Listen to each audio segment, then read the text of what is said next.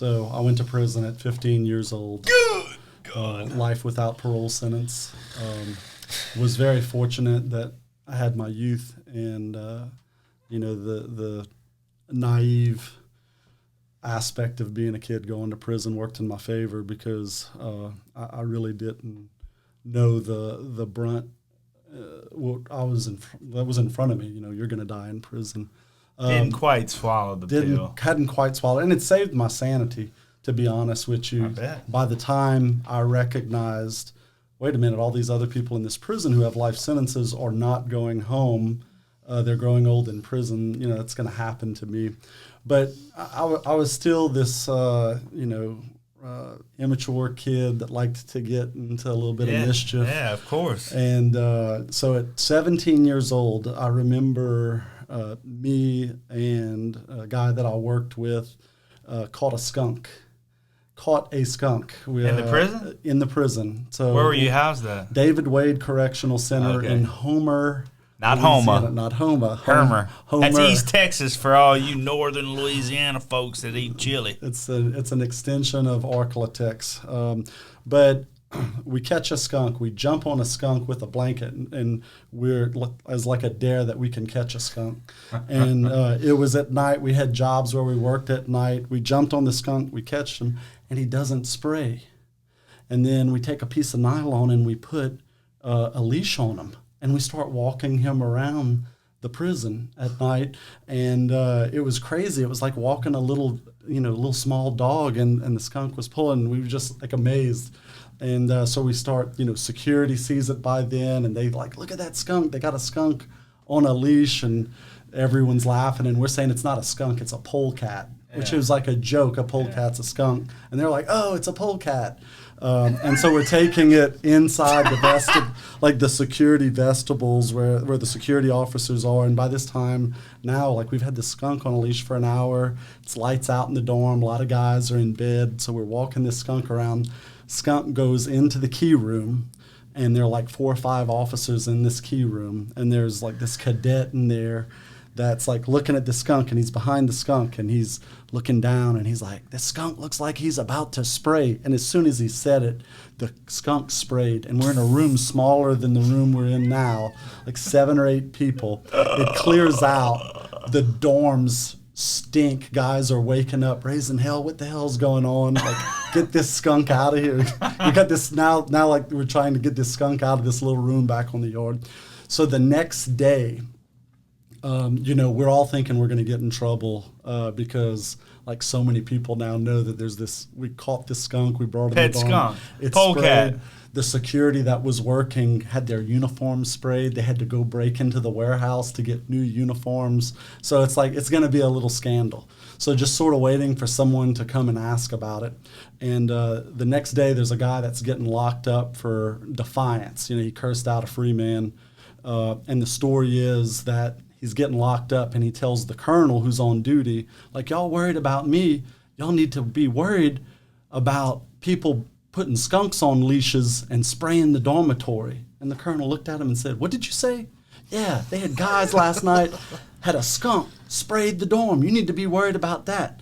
And the story is the colonel said, man, get this lying son of a gun out of here. That guy making up stories. So we never got in trouble. But a lot of people, you had to be there to really see it. Only in prison, as a kid, do you catch a skunk walking around a leash, and then it sprays the dormitory. That's such a crazy story, and now it's just a lie compared to, oh boy, nah, he's lying. He's lying. Anytime you ever heard it kudos to the guards for not diming y'all out. No, because they would have been in trouble too. Because they would have let y'all in with the skunk. They let us walk around with the skunk, and we were outside the dormitories at night. So, and now they have dog and cat programs in Angola in the state prisons and stuff. So you might be walking into a dorm and they got cages under the bed and they just got random dogs. But C&I dogs, but for no, criminals? They're was it compassionate care? They train them, and I'll be honest with you, when the program started when I was at Rayburn, and I was kind of involved with it because there was a deaf guy, so I would interpret all his classes with Bill Bars. And I was kind of opposed to having the dogs in the dorm because I didn't know how well they would be treated. Well, not. I knew that guys would be sweet to him, but I didn't know how sweet, pooing, and like if the guys were capable of really taking care and how well the training was, right? Mm-hmm. But man, I ain't gonna lie, I started petting the dogs and getting attached to them, and I liked it. I can tell you that program's expanded at Angola. You have several guys who have dogs, and it's a good program. The guys who have the dogs are less likely to get into disciplinary issues because they have something to hold on to. They care for that dog. Makes sense. But one thing that's happening at Angola that a lot of people don't know about is that death row is really different. And what I mean by that is most people think of death row, and they would be correct to think, and these are guys who are locked in their cells 24 hours a day. They come out to take a shower. They go into a fenced-in, exercise yard. And we have more than 70 people on death row in Louisiana, and no one's getting executed. And we could have a debate in the public about whether that's right or wrong, but you have people who've been locked in cells for 20, 30 years. Woodfox just died. Woodfox died. Well, anyway, the warden has opened death row. So death row, these guys aren't going anywhere. They're not getting executed. Let's treat them like human beings. So some of the things that happen, they open their cells at 9 a.m. and they're open until 6 p.m. So they can come on the tier, they can play chess together, they eat together. They have anger management classes for them. But one of the things that's happening with the dogs is the guys who are taking care of the dogs bring the dogs to death row. So the death row guys can interact with the dogs, and it gives them something to look forward to, gives them some human interaction. And what would surprise a lot of people is not everyone who's on death row stays on death row. Exactly. Some of those people are going to be exonerated. Some of those people, because of prosecutorial misconduct, are going to plead down to lesser charges. They may be in prison for a little while longer. But a lot of these people are going to end up coming home. So why just keep them in a cell and don't expect, to offer them anything? Some of those people may be coming home. So there's a lot of consideration given, even the guys who are on death row. And as the warden told me, that he looks at how he treats people on death row as the baseline of how he should treat everyone else in the prison. And they even have a basketball team at death row now that plays with Camp F comes Shout and out. plays For against real? death row. So these the morale at death row is so much better. And a lot of people will look at it and go, why are we doing anything for people on death row? Well, if anything else, think about the staff, because prison's a violent place and the people who work there have to work in a violent environment. And, those situations where you have people locked down all day. There's a lot of violence that happens even with people in the cell. Shit darts. That's right. And violence has dropped, write-ups have dropped since the warden has instituted this new program. I've always said this. What happens when you beat and torture a dog? He's going to be a mean dog. Mean dog. So my theory always has been when people bark at the idea of education and reform in prison, I need to give them prison. They committed crime, bury them underneath the jail, do away with them. hell yeah. They're coming home. They're going to be your neighbors. Would you rather a mean dog? Would you rather a friendly human being who's going to contribute and be a tax-paying citizen who's nice and compassionate and cares about life again? It's pretty no-brainer for me. Yeah, you can select on the poll which one would you rather live next to, the mean dog or the snuggle bunny. Yeah, the snuggle bunny. No, that does make a lot of sense, though. But I can see where both people are coming from. But whenever you're talking about the exit strategy of it all, you gotta have that compassion for the people. And I like how the baseline being the people that are on death row too. Shout out to, is it organizations that made that happen? Vera Institute, I'll give some props to, because what they've been pushing for is less solitary across the board in Louisiana prisons. Is that Kiana? Yep. Yeah, Kiana. Shout out to Kiana Calloway. He was on here a couple of weeks ago, and they actually have I'm on it, the solitary confinement task force that they started up. I did 10 days isolation, so one time. So, there's being on lockdown, there are a few working cell block.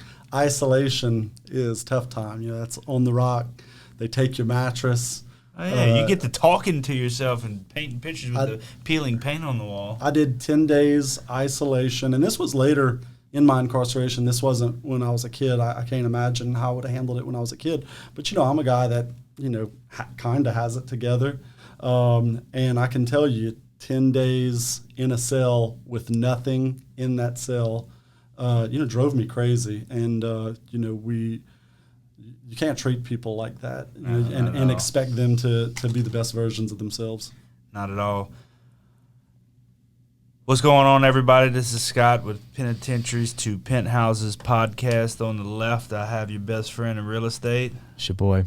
Beatty. About it, Beatty. What was your AIM screen name?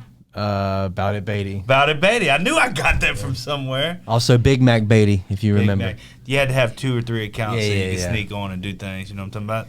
And then to my right is the legend, the man, the myth, and the legend, Mr. Andrew Hundley. Welcome, Mr. Hundley. Thank you for inviting me. Yeah, no problem. Glad to have you. I've been wanting to have you. We almost made it happen a couple weeks ago, but times and schedules got messed up. But I'm glad to have you today.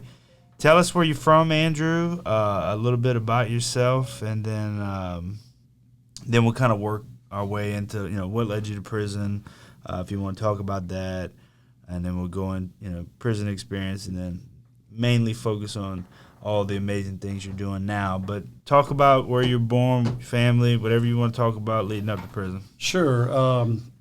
Born and raised in Eunice, Louisiana, St. Landry Parish. Shout out St. Landry. Shout out Eunice. Prairie Cajun capital. I also, my mom's from Mamu, which is 10 minutes down the road, so I claim Mamu because why do I always think of a killer whale when I hear the word Mamu? Shamu. Shamu. When I think of Mardi Gras, I think of Mamu. Mamu, yeah. And that's we chase chickens. Chase they do chickens. it. They do it there. Fred's Lounge. Mm-hmm. It's a great place. But grew up there. Good Cajuns. Middle child of 2 loving parents. My parents still live there. Fortunate that my parents are still alive and really active in my life. Have a sister that's 8 years older than me, a sister that's 6 years younger than me. We're spread out. Mom and Dad said we don't want them back to back. Let's spread these guys apart. Grew up, decent athlete, decent student. What you played? Basketball was my sport. You look like a LeBron or Larry Bird. When I was 13 years old, I was 6'3". I had a growth spurt, and I thought I loved Shaq. I'm gonna be a center. I had this post game. Never really worked on my dribbling skills, and just thought, I'm gonna be this really tall guy. And then I was 15. I was still 6'3". So you was expected at least be 6'7" by then, right? Yeah. So, but played basketball, played baseball, played football. Good student, really interested in politics as a kid. Weirdly, got into political campaigns. There was something about that really drew me in, and still to this day, I'll never hold elected office. Usually politicians, get arrested after they go into office. So I sort of jumped the gun and got arrested before I could get elected. Never say never. Never say never. We're gonna work on that. But 15 years old. My life started changing that summer. It was the summer between my sophomore and junior year in high school. Pivotal. Full of testosterone and experimenting with things I hadn't experimented with before, namely acid. Yeah, acid. Hell yeah. No, I'm joking. PCP. Don't do drugs. Don't do drugs. Don't do drugs. Okay. Yeah, PCP. I did PCP one time in my life. Smoked it on a cigarette? Smoked it in a joint. A little wet? Yeah, and it had a really bad effect on me, and sent me into a rage. Took someone's life. Was arrested the next day, charged with while on PCP. Charged with second-degree murder, which in Louisiana carries a mandatory life without parole sentence, whether you're 15 years old or 50 years old. And they prosecuted me to the fullest extent of the law. Obviously, I am guilty of the crime I committed. I deserve to be held accountable. At the time, it seemed pretty harsh that as a 15-year-old, they would tell me I'm going to die in prison. Yeah. Thankfully, there was a change in laws and change in the way the country looked at how we sentenced teenagers.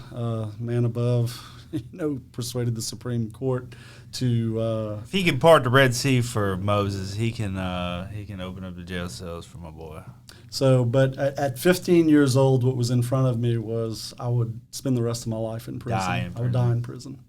Hold on. So whenever you were on PCP, do you remember what it felt like, or did you wake up a night of drinking? I can't say that I had vivid. I remember, and what I remember most is just the rage that it put me in. I really wasn't an angry kid. Mm-hmm. Didn't get in a lot of fights. Didn't really, just wasn't this person who had this rage, but. Wasn't an angry kid. I wasn't an angry kid, but I was an angry kid that night. Drug induced. Yeah. All right. Hey, I say it all the time, man. Drugs will change people to the fullest extent.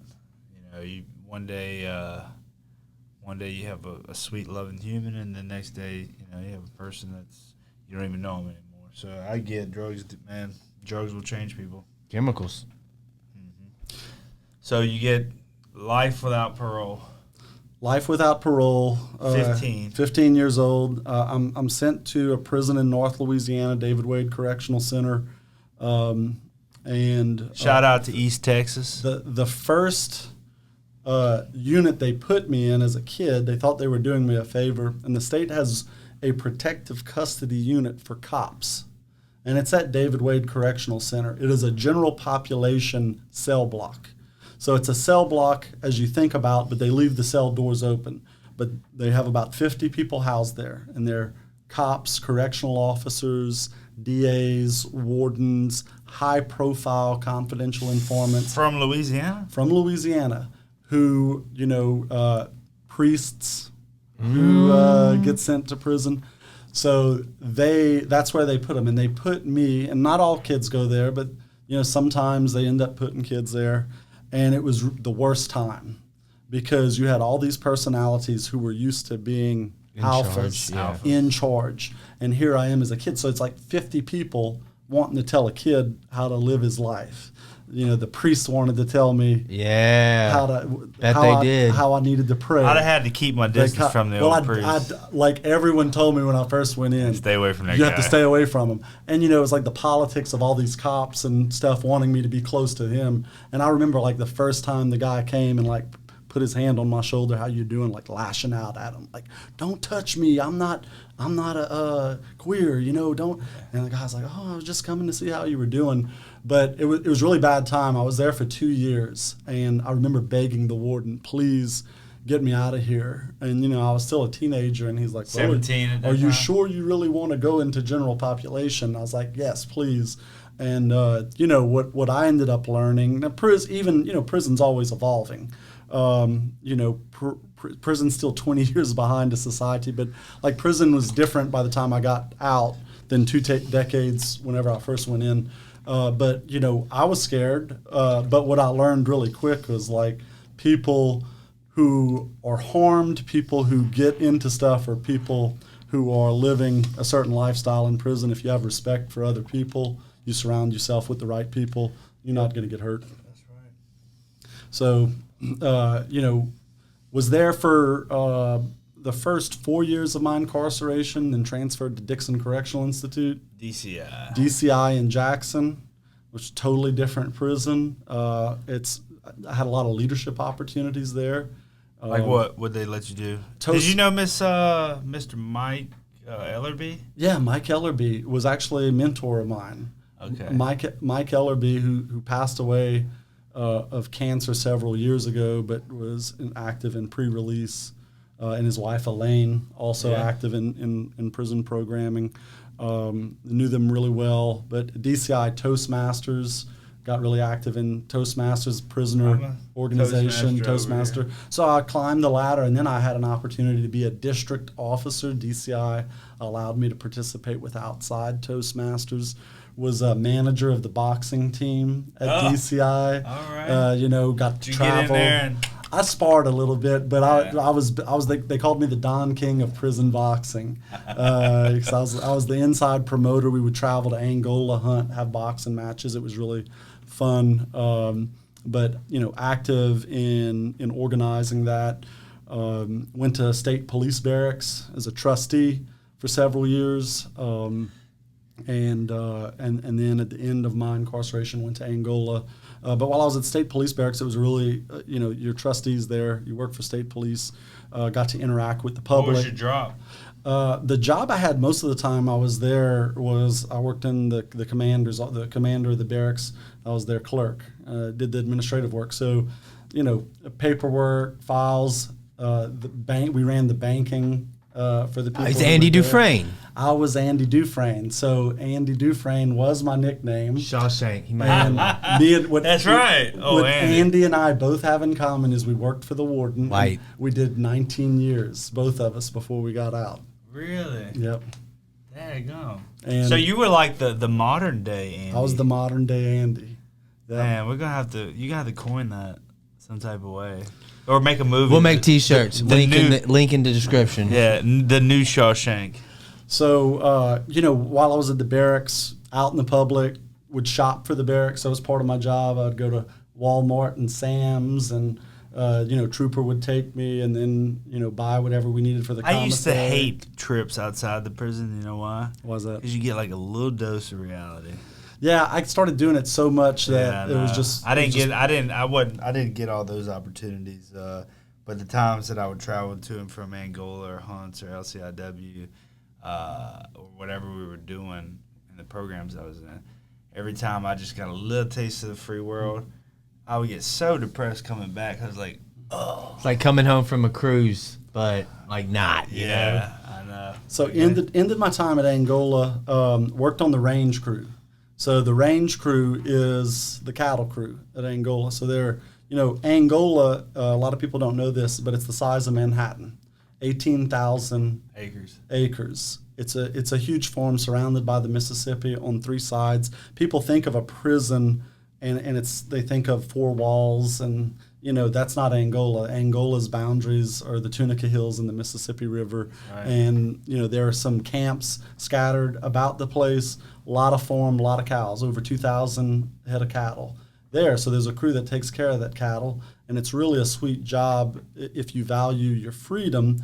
And freedom is whatever someone makes of it. But freedom for me was moving around. Mm-hmm. I didn't want to be in one spot. So working on the crew, I had access because the cattle aren't kept in one part of the prison. Right. They're spread out all over the prison. They graze all over. And so I grew up, I wasn't a cowboy, but I learned to be a cowboy at Angola and was active in the rodeo.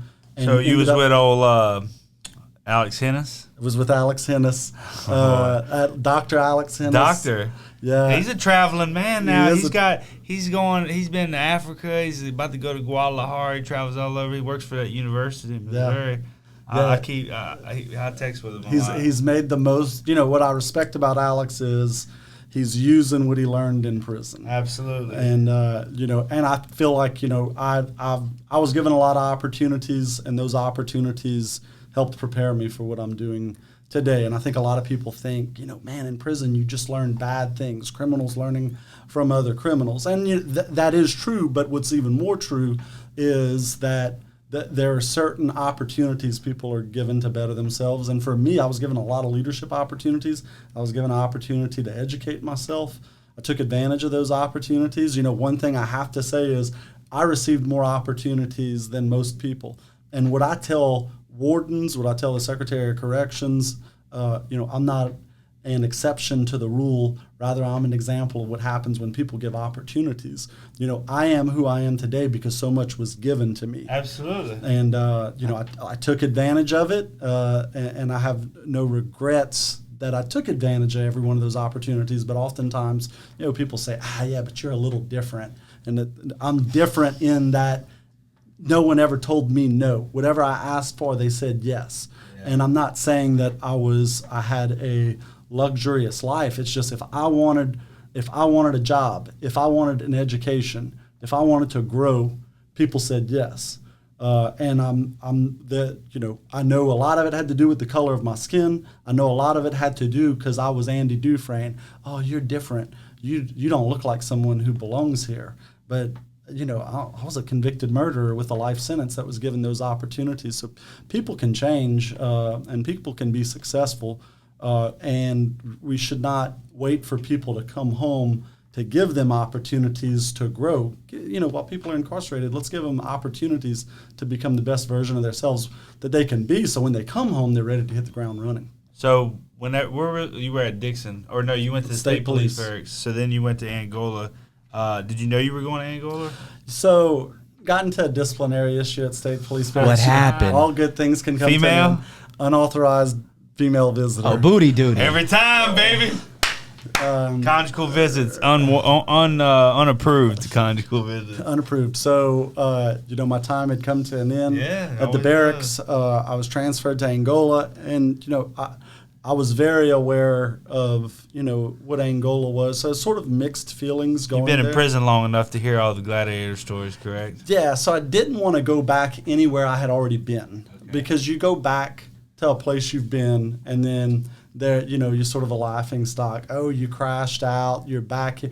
Even though I had never got caught messing with them free people. I had never went home, but I still know the mentality would have been as if someone who went home and lost their freedom. You were given an opportunity that most people in prison don't get.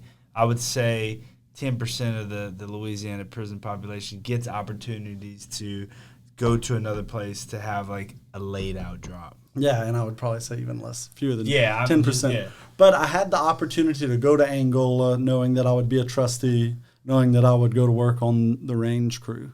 So it wasn't all doom and gloom for me. So I knew at least I would be going into a good situation, and I would be a trustee.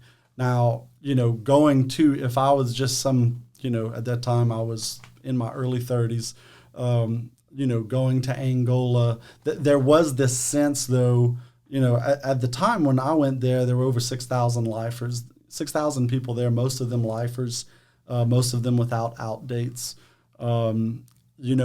There was this sense that everywhere I was before, I was somebody, and now I'm just one of 6,000 people, and I'm like, man, I'm going to have to start over.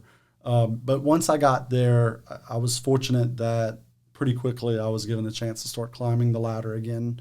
A lot of people didn't know who I was, so I had a clean slate, and I was able to start building my reputation. And by that time, I wasn't a 15-year-old doing dumb things like catching skunks. Yeah, walking skunks around the dorm. And I wasn't doing the dumb things I was doing whenever I was a kid. I had enough experience to know this is how to navigate a prison, with the added sense that I'm at Angola. There are more people, doing life sentences. There are more people who don't have a low tolerance for BS, because this is my house. This is where I live. I'm not going home. I'm not going to take any disrespect. So I always was really mindful, give everyone their respect. But I'm going to tell you, at being at Angola, being at a place, before I was at places where people were going home, and I was one of the few guys who wasn't going to go home. And now I'm at a place where not many people are going home, and people are growing old here. So a big part of why I do what I do today is because I was at Angola, and because I saw, how much despair there was in the terms of people who should no longer be in prison, that were incarcerated for what reason? Why are these 50, 60, 70-year-old men who've been here for decades still here? And it really, changed. It really helped me grow, helped me mature in just the few years that I was there. I bet. Yeah, I tell people all the time, because most people still have the for our audience, the Bloody Angola #podcast, mind thinking. Oh, I said mind thinking. What a terrible word. Cut. Podcast is over. Idea, perception, mind thinking. That was my ASL translation. So Bloody Angola, and at one point, Angola was the bloodiest, 18,000 acres I don't know about the world, but definitely the country. So I had always thought that too until I was making trips over there. And my first time to get to Angola was when I was in the sign language program, and we made a little trip over there. We were testing. I stayed there for, I don't know, a week or two. I forget how long we were there. I did that a couple times. And, dude, I mean, to say that I was in prison, I had a damn good time, dude. I was ordering po' boy trays every night. There we go. Everybody go to prison. Get you up a good po' boy. Yeah. Who that's at Hunt's. They have all the clubs at Angola. And so, like, dudes would come around, hey, man, what you want for dinner tonight? Excuse me? What do you mean? Y'all don't have a chow hall? Yeah, they got one, but the clubs are selling, barbecue chicken, green. No. I'm like, for real? Then another club come up, hey, man, we're doing this. And I'm like, what in the hell is going on? Where am I? So room service. I'm like, how the hell did I get to Rayburn? I can tell you, when I first went to prison, I heard, there are a lot of psychological games. I heard a man tell another man, you don't have to go to bed hungry. And it just blew me away to hear another man tell another man that. I got something to feed you. But, a hungry man is more likely to do the wrong thing. A man who's full is going to go lay down in his bed. Lay down He's like a watch fat TV. dog. So there are people who, if everyone is eating those beans and rice and greens trays with saltpeter in it. Yeah, there are going to be hungry people in that prison, and those are going to be people who are fighting. There's going to be unrest in the prison. It's going to be dangerous for staff. So the rodeo at Angola is a boon to the economy. Absolutely. Because those guys get to work year-round to make arts and crafts that they sell, and now they have money in their pockets. And the clubs at Angola sell these food trays that, hey, if you don't want to go to the chow hall, buy a po' boy, buy a hamburger.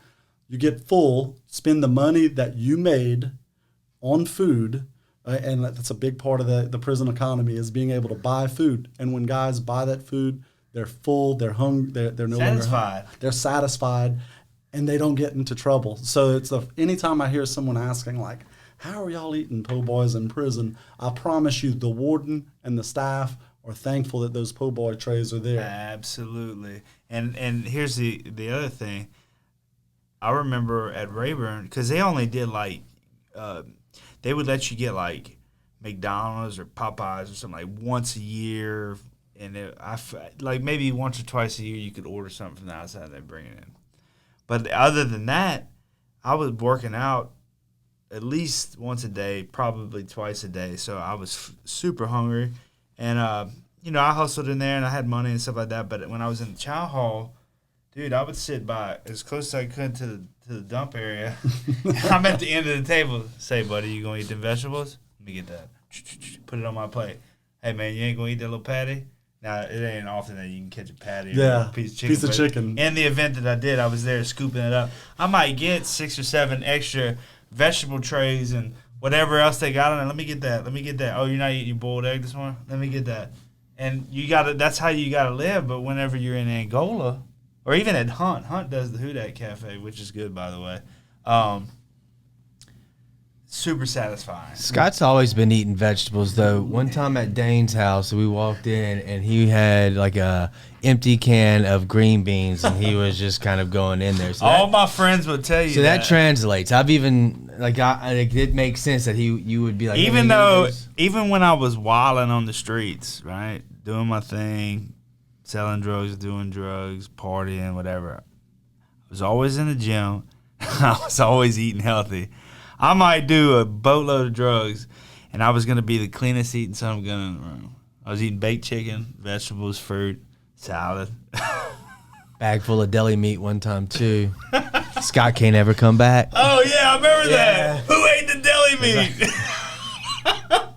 I'm just happy to be here. Let me ask you I know that it's hard to actually put yourself in a situation where you weren't in prison since you were 15, but do you think you would have been able to take advantage of opportunities if that were an option on the outside? Meaning or if you didn't, do you think that because there were no other options, that taking advantage of opportunities inside of prison, you were able to do that? Well, let me give you the clearest example I could give you. I was given opportunities to take college courses while I was incarcerated. and I know there are some people are going to be, what a waste of taxpayer dollars. Yeah. I get that all the time. Education for prisoners. Yeah. But prisoners that leave prison with college degrees have like a 1% recidivism rate. It's extremely low. I mean, it's common sense. People with a GED, per the studies I've seen, doesn't move the needle on recidivism, but trade degrees. Got to get a trade degree. And college degrees. The people who come home with trades and college degrees, they get jobs. People who are in the work I do, it's a really simple formula. You have a job, you have a place to live, you don't commit crimes. The guys who are committing crimes don't have both of those or one of those. But that being said, I was able to take a lot of college courses, never was able to work towards a degree, but through River Parishes Community College, LSU, I was always able to take these courses. So when I came home, I was able to apply a year's worth of credits to LSU towards a degree. So it was a motivator to me that I didn't tell myself that, man, this is going to take me 4 years. It was like, this is going to take me 3 years. Yeah. And shame on me if I don't take advantage. I already have credits. And then I finished in 2.5 years. Yeah.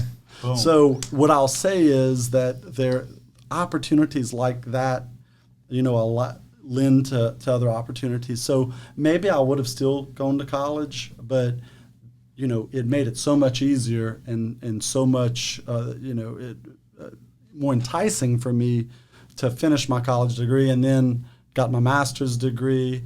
Damn. So, then got married and got a caboose. So it's, there were opportunities for me out here, but sort of the opportunities that I took advantage Segued. of, allowed me to have other opportunities whenever I came home. I will say, there are avenues for people who are coming home. If you don't have a trade degree, you can get a trade degree when you come home. But you come home from prison and the rat race starts. Unless mom and dad are letting you live in their house, most people coming out of prison don't have much. Most people who go to prison live in poverty.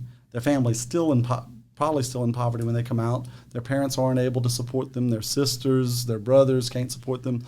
So people have to work right away. So why not give someone an opportunity to earn a trade, earn a degree before they get out, so they could immediately enter the job market in the best possible position? They're not going to go back to prison. It costs us, what it costs to educate someone in prison is 6 months. I would say what it costs us to incarcerate someone for about 6 months, versus if a person goes back to prison and gets a 10-year sentence, now we're paying for 10 years of incarceration. So I think that's what the public needs to see, that the investment made in someone while they're incarcerated means less that we spend on them in future years. Yeah, and I will attest to that 100%. When I was in prison, I was able to do like you with the River Parish. I took college classes at Rayburn, and I got a 2-year welding degree. Well, when I came home, and then I did the sign language program, but when I came home, I had way over a year's worth of credits, right?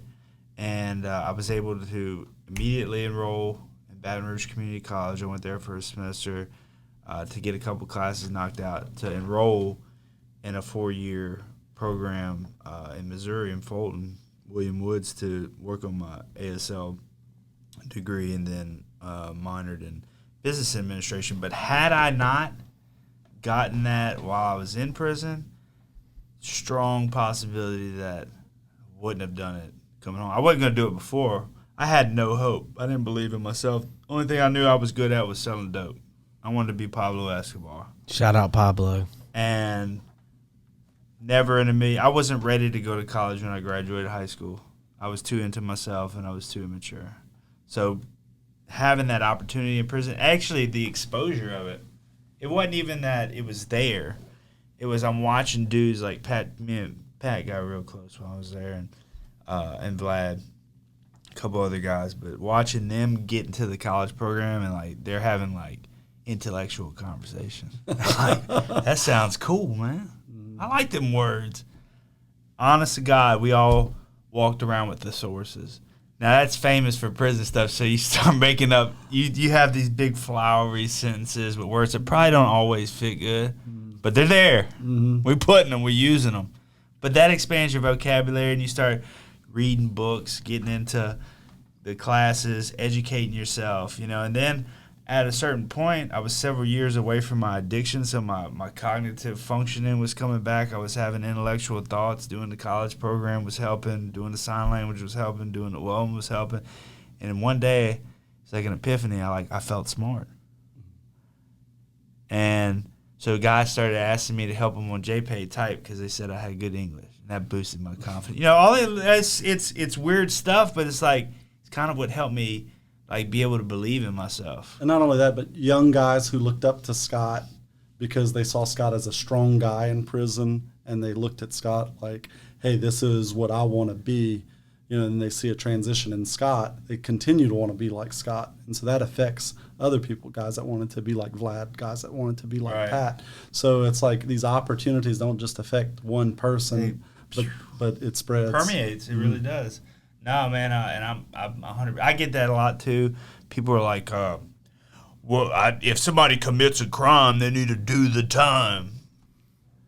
I wish we could do away with all those people. Mm-hmm. But in the same sense, I will say this: I've had a lot of people with that mindset, guys I hunt with, guys in my community, in different facets of my life that had that mentality.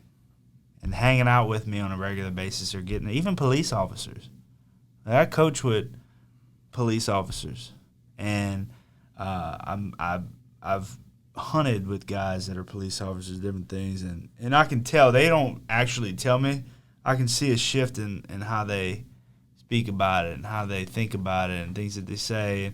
And, but some people have said, "Man, you really have changed my mind on people that come home from prison. I would have never pegged you as that person. I would have, this is what I thought before. Here's what I think now." And, so it's like, I hate that thinking. I hate when people say stuff like that. It's like, yeah, typically objections are because of a lack of education on it. So, I mean, the more they're going to be around you, the more they're like, this guy. Yeah. It's not so bad. Yeah. It's like, I think they think, I'll give you an example, analogy. I used to apply to work at these video remote interpreting call centers, right? I had the certification necessary, the educational component with the college, and then skills. Pass all my skill assessments, sign, interpret, voice, sign, production. And I would get shot down on my background. Now, there have been people that worked in VRS calling, and for those who don't know, this is video remote interpreting, video relay services where it's a replacement of the TTY pretty much. They used to have the phone, and you type back and forth on the phone, did with that. Now, and they still have it, but it's for people that don't necessarily use sign language, but VRS is a service paid for by the federal government, the FCC. They have call centers, and a lot of people do it remotely from home now. But anyways, a deaf person can make a phone call on their phone from an app or at home. It's for telecommunication purposes. So if I want to call and order a pizza, I need to talk to my attorney, or I need to call the doctor and set up an appointment, an interpreter pops up on the screen. And I'm giving you this visualization to tell you how ridiculous the turn down was. So in the past, interpreters have committed fraud possibly by, there's sensitive information. They go, you might give your social security number, debit card to pay for this, that. So it's actually the people that are working in the call centers now that you have to worry about, not a guy coming from prison who wants an opportunity, right? And now I don't need that opportunity. Like, I'm fine. I don't need that career. I don't need that anymore. At the time, I could have really used the opportunity to work in those places. So I would call up there, like, hey, I'm 5 years out of prison. Can I apply now? And every single time, yeah, come on, apply. 3 times I did this. They almost tried to get me for a 4th one recently. I just said, no, I ain't messing with this. But would pass everything, screening, educational component, certification, and I would get turned down from my background. A, they would never tell me what on my background. We can't disclose that information. And then B, I'm thinking in my head, and I've asked the directors of these, what do they think I'm going to do, jump through the screen, beat a deaf person up and crawl back in my cubicle?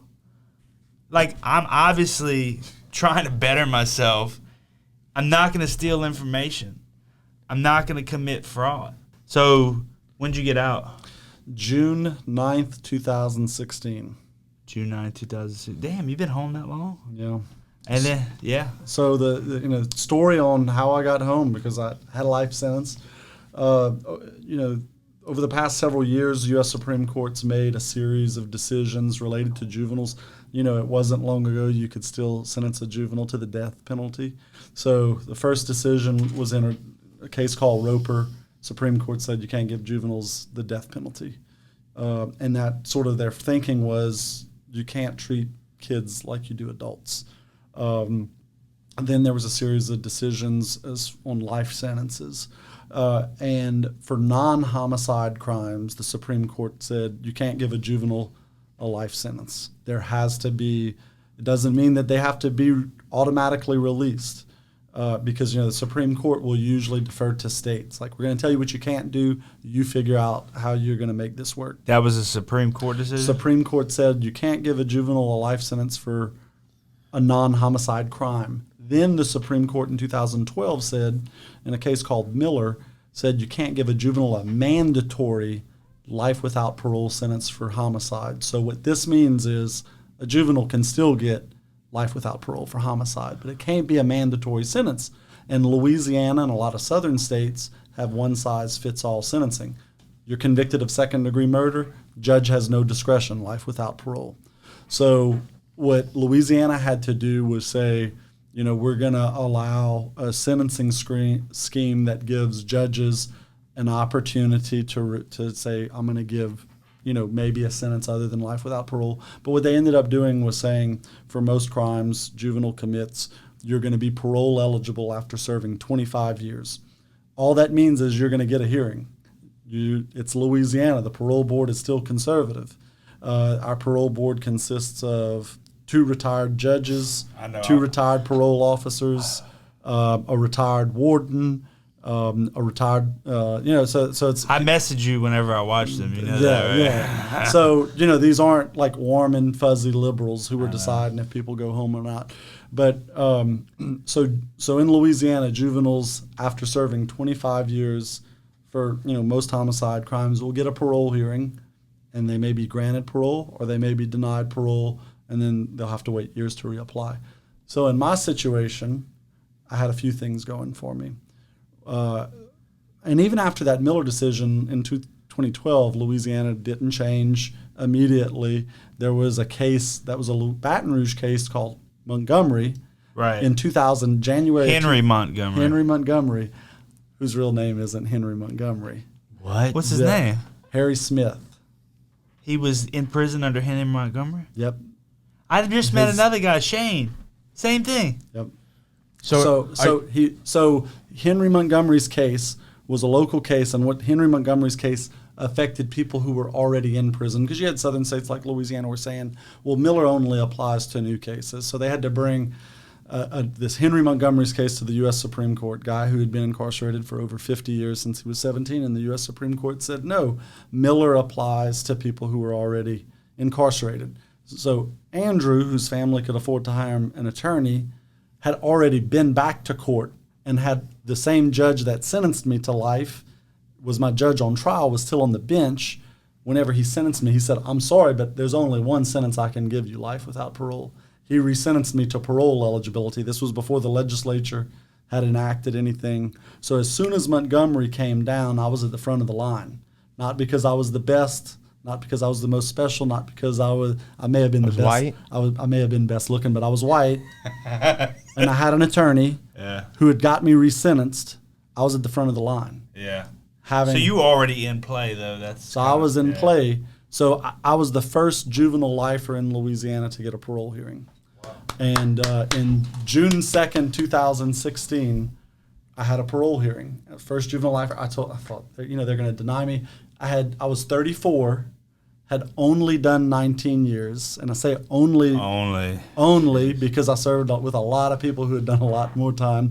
And I thought, really, really bad crime. First juvenile lifer, they're going to deny me. But you know what? keep denying me, and one day they're going to get tired of denying me. And my prayer was, please let my parents still be alive when I come home, because I'm going to lose my mind. Because even though I was, by this time, 34, part of my emotional growth was stunted, because I went to prison depending on my parents to feed me, to put a roof over my head, to give me, emotional love and support. And then suddenly I went to prison, but I was still dependent on their visits, on their phone calls. So, please, God, let me go home when my parents were still alive, was my prayer. And thankfully, had that hearing on June 2nd, 2016. The board did something they don't normally do. They said, we're going to take this under advisement. In Louisiana, they usually tell you right at the end of the hearing, you're granted or you're denied. They said, we're taking it under advisement. We'll inform you of the decision.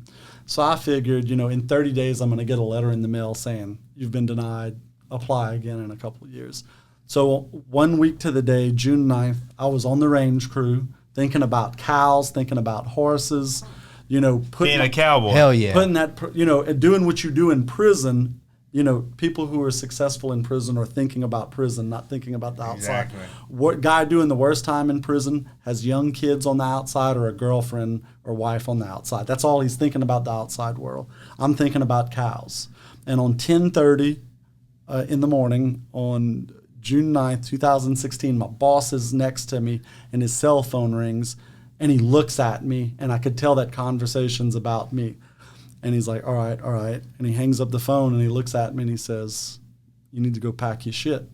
So what does go pack your shit in prison usually mean? Yeah. You go into lockdown. You did something wrong. So, in that split second, I'm thinking, in the parish, it also means you're either getting transferred or you're going home. Yeah. Pack your shit. So pack your shit, to me, doing a life sentence, not thinking I was going to get granted. What do you mean? And he said, they're letting you out. And I was like, no, they can't. It must be a bad message, because the parole board, he's like, they granted you parole. And I'm like, wait a minute, how did they do that? And ended up finding out that an hour before, at 9 a.m., the parole board had an administrative hearing that they allowed my attorney to attend, that by rules I didn't have to attend, where they voted, and they voted to release me. So my attorney came out of there, called my mom. So at 9:30, my mom knew her boy was coming home, and I didn't find out. It took another hour for me to find out. So I'm in disbelief. I'm thinking, there must be something wrong. And so a lot of my stuff was at my job site, because I didn't really live in the dorm. I lived at the job. And, they're telling me, pack your stuff. And I'm thinking, man, I'm going to get to the dorm. I'm going to be embarrassed when I find out, I've gotten my stuff. And they're like, oh, no, it's a false alarm. My boss is telling me, man, pack your stuff. I'm not bringing you back out here. So I do. And as soon as I get to the Sally Port at the camp I live out, Freeman's telling me, you need to go see the classification officer and sign your release papers. And at that point, it was real. Did you cry? It took me a couple days before I cried, to be honest with you, because I was in a state of shock. And I think something weird, like watching a movie, is what actually, it was some weird moment. You didn't have that when you heard the... No. So I go to the classification officer. She's there with a big smile. I see the release paperwork. She says, do you want to call somebody? I said, yeah, I want to call my mom. So I had no idea. So she dials the number. My mom answers, hello. I was like, hey, it's me. She's like, yeah. I said, do you know something? She said, yeah, you're coming home. I was like, wow. She's like, yeah, I've known for about an hour now. And I talked to her on the phone the night before, and the attorney told her that hearing was coming up, but she didn't tell me, because she knows how I am, and she didn't want me to get worked up about it. So I woke up that morning thinking might die in prison, might go home in several years.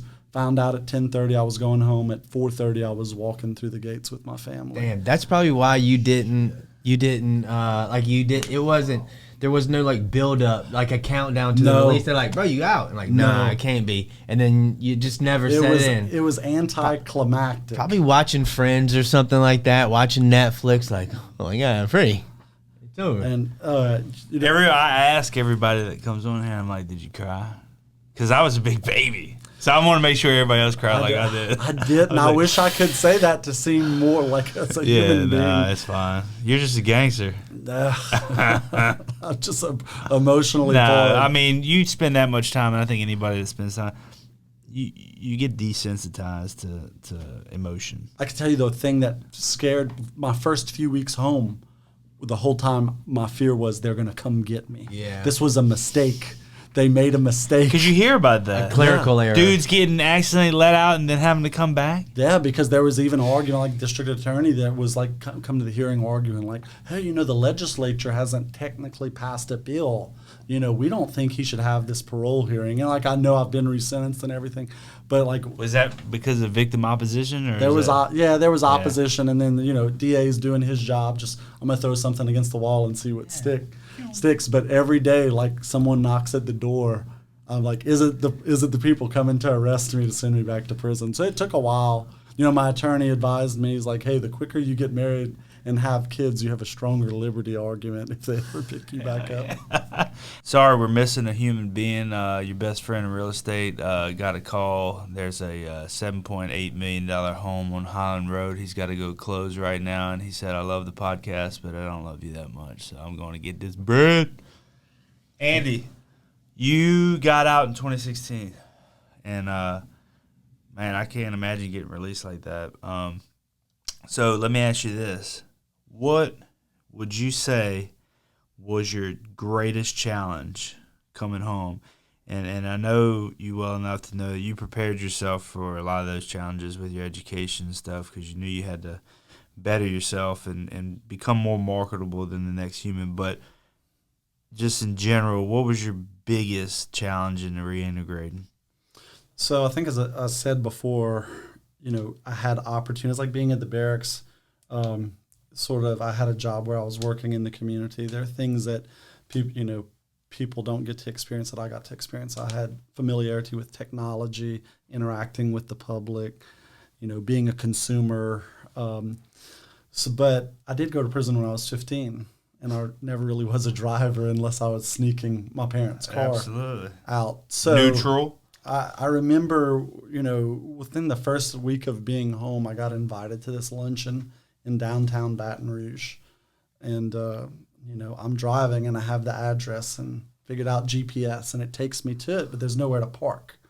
And then I'm driving and I see a parking garage and I go up and I can't figure out how to get, and it's embarrassing to say today, but could not figure out how to get into the parking garage. And like I saw that kiosk and I saw the gate. Oh, yeah. Where you got to pull your ticket? Yeah, but I was embarrassed to even drive up to punch for the ticket because I didn't even know how it worked. I didn't know if I was going to hit a button and someone was going to come over a microphone and I wouldn't know what to say. So I just drove, and now I'm almost going to be late for a meeting. So I parked on Government Street at the Frost Top. Oh. And walked several blocks because it was the one place I knew how to park in a parking lot. I didn't have the real world experience. Where was the meeting at? The meeting was at Capital City Grill. Wow, dude! You had to go all the way down Luis and then get several blocks. And I'm a fast walker, but just because. And I went into that meeting and I remember thinking they're looking at me like, man, here's a guy who just came home a week ago, but look how, polished he is. Look how prepared he is to take on the world. And they couldn't even see that I couldn't figure out how to park. Flabbergasted about your parking. So driving, little things that people take for granted, like how to park downtown or how to park in a parking garage. I also think, and learning how to communicate with people on a professional level and what was expected to me. And it was really hard, overcoming the sense that everyone was looking down on me. Yeah. And can these people really be taking me seriously? I had that fear for a long time. Yeah. So you always wonder if somebody's going to figure you out. Right. Person that you don't want to know that you've been incarcerated because you think if they know, they're going to judge me. I'm not going to get this opportunity. They're going to base their decision on me about this. And I had to come to the conclusion, the word felon is not written all across my forehead. So by and large, most people are not going to peg me to be a felon or formerly incarcerated. I had the same, going into a grocery store, I wonder if everyone's looking at me and can tell I just came home from prison. And to be honest with you, those experiences are what helped lead me to do what I do today. Absolutely. So, speaking of, what was your first job? You were working with Elaine at New Roads, right? Yeah, my first job when I came home was teaching pre-release classes to parish prisoners at Point PePe Detention Shout out Center. to Warden Steve Juge. I like Steve. Steve's a good he's dude. the warden at West Baton Rouge. I know. I talked to him the other day. Great guy. Yeah, cool dude. And so teaching pre-release to the guys, and I had the opportunity to go out there a couple of times and see in action, go speak to those guys, and that was a good program. And then where'd you go from there? So working for that organization, at the same time I was, in starting college, but also started my own nonprofit organization, co-founded Louisiana Parole Project. 501c3 organization. Y'all go check them out. We're on social media at Parole Project, paroleproject.org online. We had an abstract idea. We recognized all these juvenile lifers were about to have parole hearings, and then there have been a lot of reforms over the last few years that people who thought had life or de facto life sentences now have an opportunity for a review. Doesn't mean they're coming home, but some of them are coming home. And we're the organization that's doing reentry work for people who've served long prison sentences, 20, 30, 40, 50 years in prison. We're advocating for their release, but when they come home, we're meeting them at the front gate. We have a residential housing program in Baton Rouge where they'll come and live with us, whether they're with us for several weeks, several months. Our goal with all of our clients is self-sufficiency. These are people who've grown up in prison. They aren't the same person they were at 15, 16, 18, 19 years old. They're in their 40s, 50s, 60s now, even older than that in a lot of cases. They're totally different people. They're not going back to prison. They just need help learning how to fit in. They need to learn how to park. They need to learn how to use debit cards. Most of them are holding their first cell phone. Can't say all of them are holding their first cell phone because there are a lot of cell phones floating around prison, but many of them, for the first time in their lives, they're holding a cell phone. They've learned a trade in prison. They've gotten an education. They've picked up skills, but they just need to learn how to fit into the world. And we have a peer mentorship program. That means we hire formerly incarcerated people. A lot of times they're our clients that have gone through our program, gone out, gotten jobs, been successful. We hire them back to be mentors, to be coaches. Awesome. And it's a model that works. Andrew's being really humble too. He does that on the streets out here on the free world when these guys get released. But also there's a component on the inside that I had the fortunate privilege of witnessing firsthand through interaction with a deaf guy at Angola, William Johansson, had a clemency hearing and they accepted him, and I kind of knew what the program was about, and really got to see the hands and feet work that goes into it, preparing these guys for their parole hearings on the inside. So there's a lot that goes into it as far as, they go up to Angola or wherever these guys are housed at, and they meet with them. They get all of their case information. They've got attorneys at LSU, correct, that help. We have a partnership with Louisiana State University Law Center, but we also have a couple of attorneys on staff now. Organizations. Is growing. Robert working with y'all, Lancaster? Yeah, Robert's actually the president of our board of directors. Okay. But also, he runs the clinics at LSU. So they have, you have staff attorneys now, which is amazing. So attorneys, work and put these files together and these plans together for these guys in Angola, because I can tell you right now, working with William through that process, that's a lot of information. That's a lot of prepping. That's a lot of going over how to present yourself in these hearings, things to say, things you need to be thinking about in terms of if you've got victim opposition and all. I mean, just the whole gamut of things. And I can understand why throughout the years it was easy for the parole board to turn these guys down at the drop of a hat. You go in there, you're scared, right? The fear of going in front of the parole board, that in and of itself will shut you down. You know what I mean? Much less having to say the right thing to all, because they're using psychology on you. most people don't know that, so they're triggering for responses, right? And so you have to know how to answer these things. And man, I'm gonna tell you, they do a phenomenal job of preparing these guys on what type of questions are going to be asked, things you need to be thinking about in terms of your response, where it needs to go, or all these things. And that's God's work, in my opinion, because you're going in there with a group of guys that have lost hope on their freedom. And you're now, there's an organization who comes in and doesn't charge me to help me get free. That's unheard of. That's not work that most people do.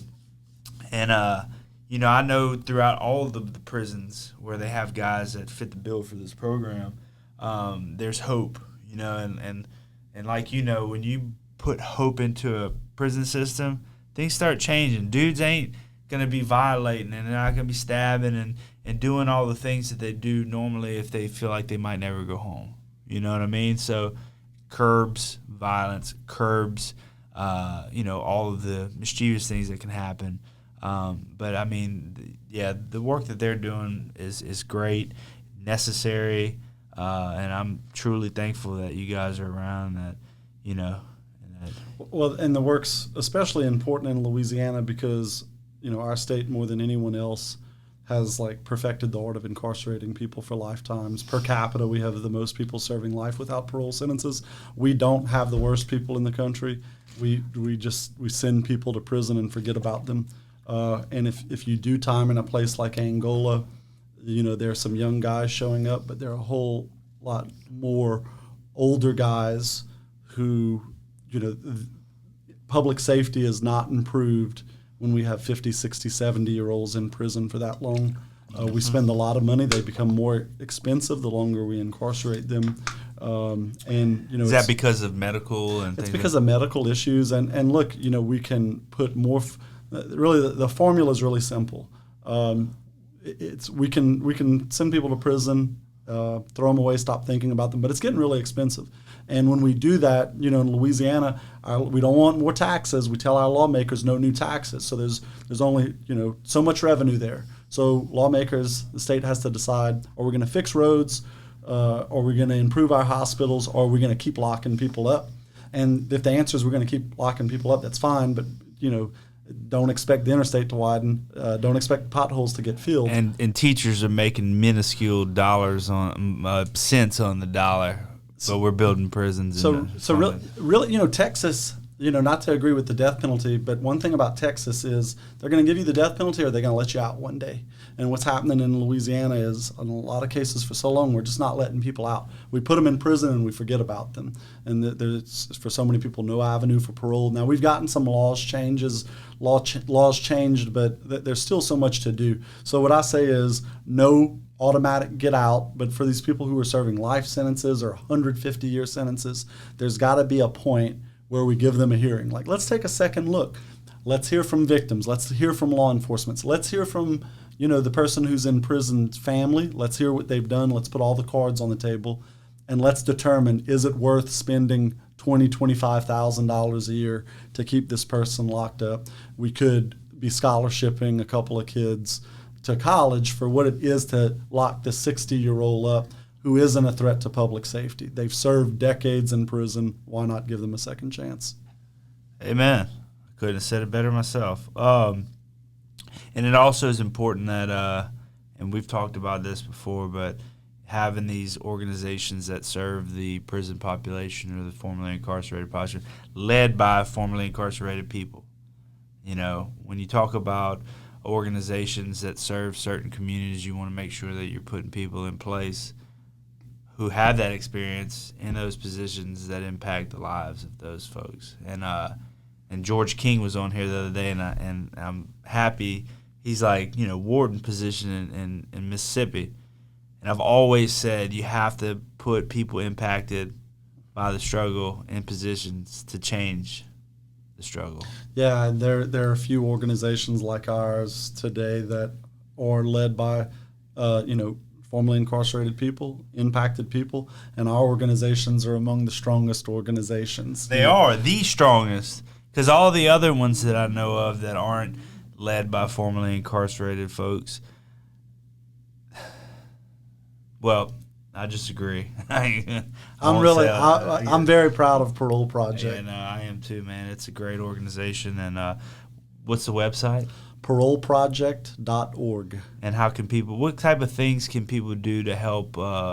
Whether it's donate, because I know these guys need clothes and stuff. Like, so how can people help you? So people, first of all, financial contributions. We're a nonprofit organization. We depend on contributions from the public.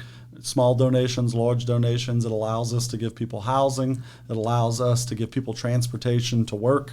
We get people on their feet. They don't come to our house and like they go from one prison to living in a bunk bed at one of our houses. They're there while they get on their feet. They're there while they're getting their lives together.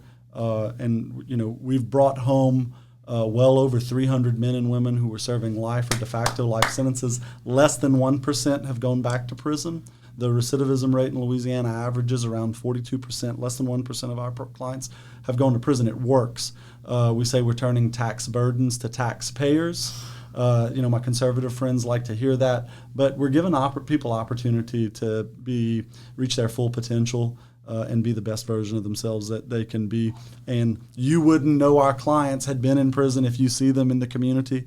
They're shopping next to you. They're your neighbors. They're sitting wearing next to you suit in and church. ties, by the way. And I promise you can't pick them out. Yeah. They're contributing to our communities. Over 90 juvenile lifers like me are home in Louisiana now. They're working. They're kicking ass in their community. They're doing well. I can promise you in the last several years, our state is better served by those people who've been held accountable for the crimes that they've committed, have done their time, have gotten second chances. They're taxpayers, they're volunteers, they're holding key jobs in our community. Louisiana is better for that. Amen. What other ways can they contribute?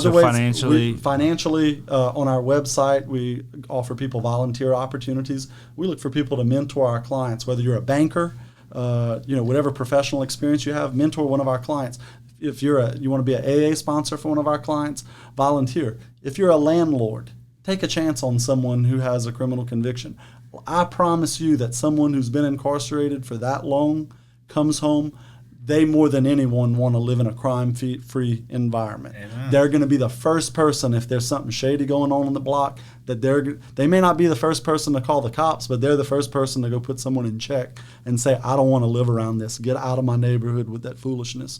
You take a chance on, when we have landlords that take chances on people, they're the landlords that call us back and say, hey, if you got someone else, send them to me.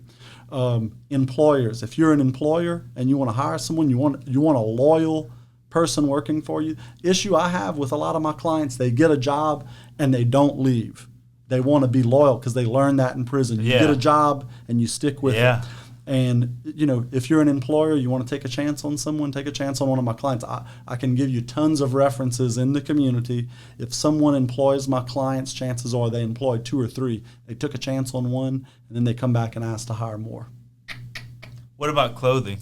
We do take clothing. A lot of times we get donated impractical things. Not everyone needs a suit. Yeah. People need khakis. People need jeans. People need polo shirts.